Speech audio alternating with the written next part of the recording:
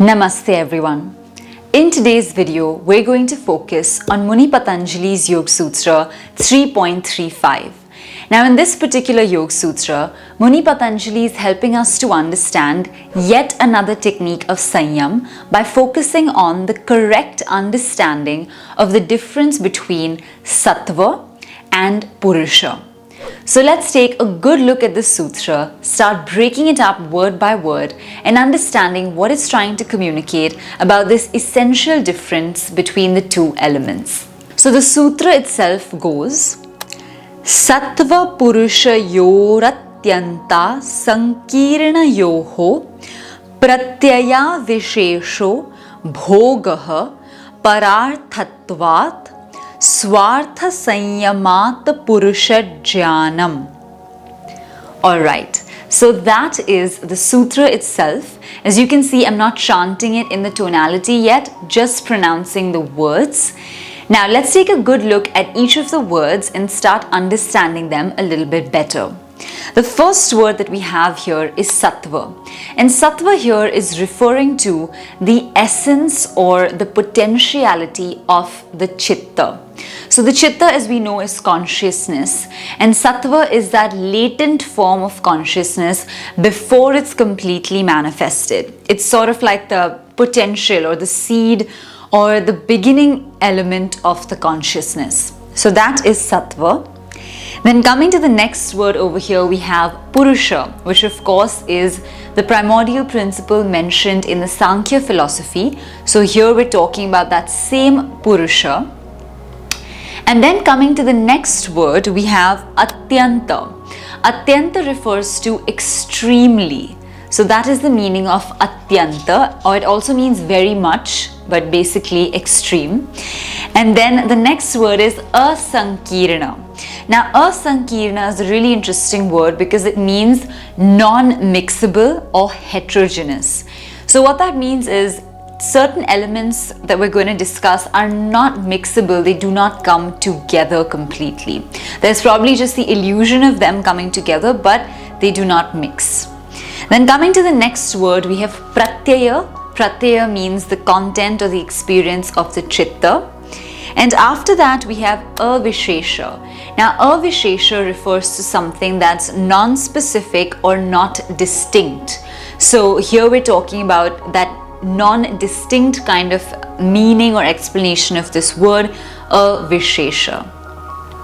Then coming to the next word, we have Bhoga. Now, Bhoga particularly refers to a very pleasurable experience, but just like we've studied in Sutra 2.15, Bhoga in yogic terminology refers to life experiences which are both, pleasure-giving but also painful. And it believes that the word Bhog itself indicates that even if pleasure is being experienced right now, eventually it will probably lead to pain because of attachment that gets created with it. So that is the Bhoga. Then coming to the next word, we have Parartha or Pararthatva, which here is referring to Para Artha. So Para means of another, Artha means the meaning, and here it's talking about the meaning or the purposefulness for another. Alright, so that is what is referred to by this word. And then coming to the next word, which is Swartha. Swartha is a very commonly used word which means selfishness. So Swa is self, Artha is, using something for your own self. So Swartha is referring to the place through which we're operating in a sense of selfishness. Alright, so that is Swartha.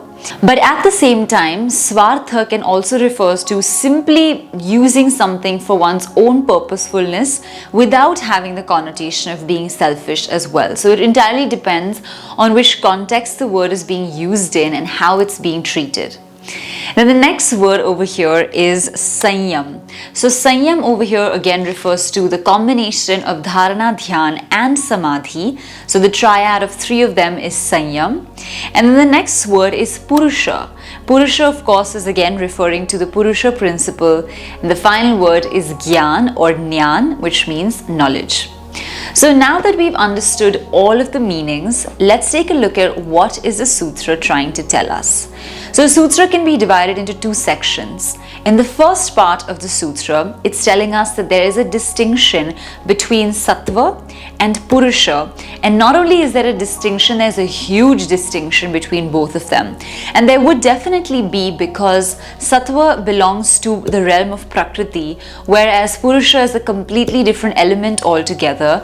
And there just seems to be an illusion of them coming together, but they do not actually mix or merge in that sense. Alright, so that is the first element that they're trying to tell us.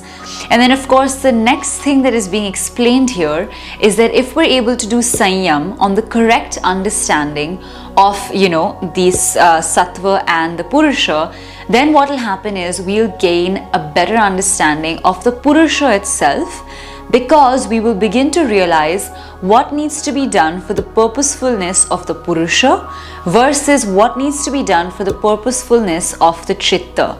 So we'll start understanding that these are two completely different elements, and to serve them requires different means, different modes, and depending on how serious we are about our yoga sadhana, we need to think about which one we are interested in serving more.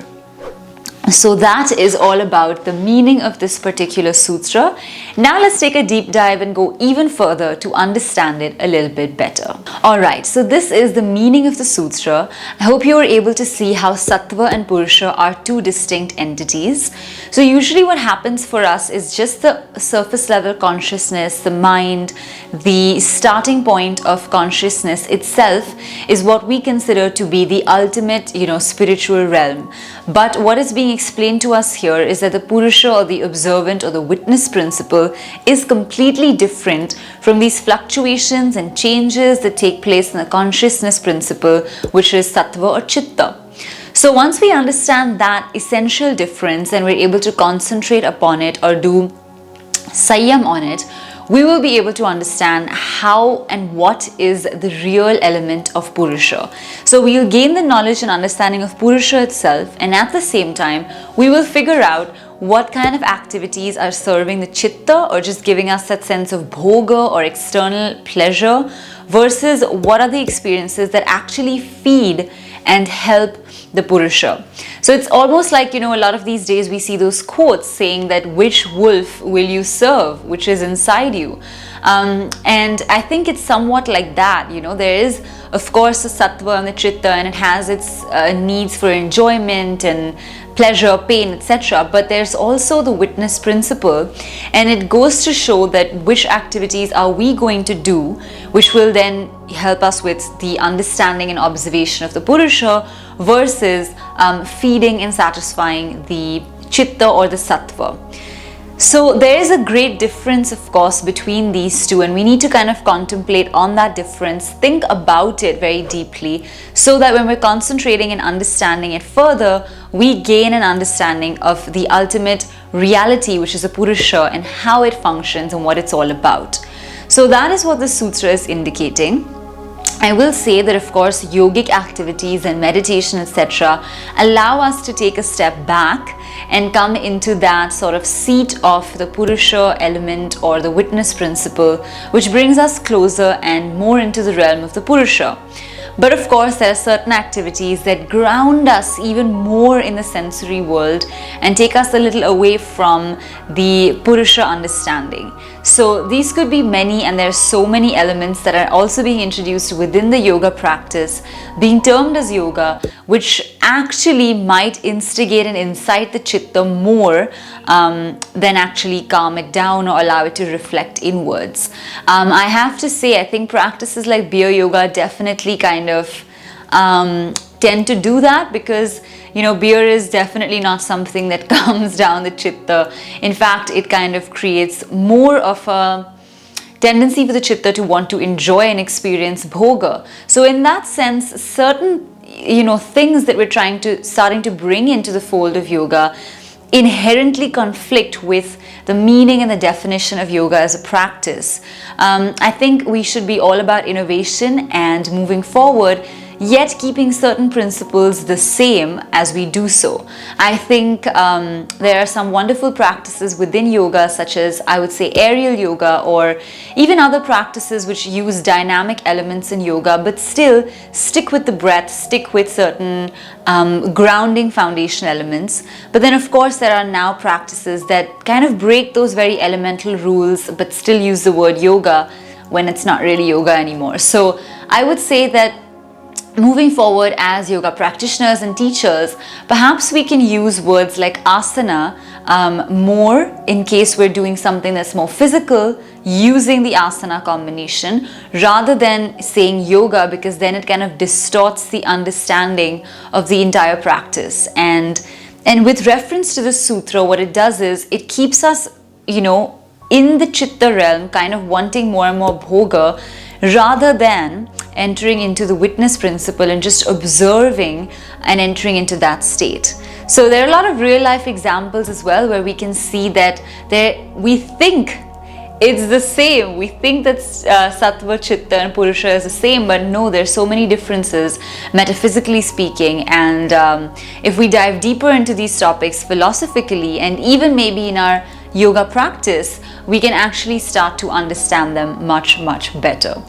So that is what I will say about this particular sutra. I hope that you've been able to understand it and, kind of reflect on some of the things that happen in our today's day and age with respect to this sutra.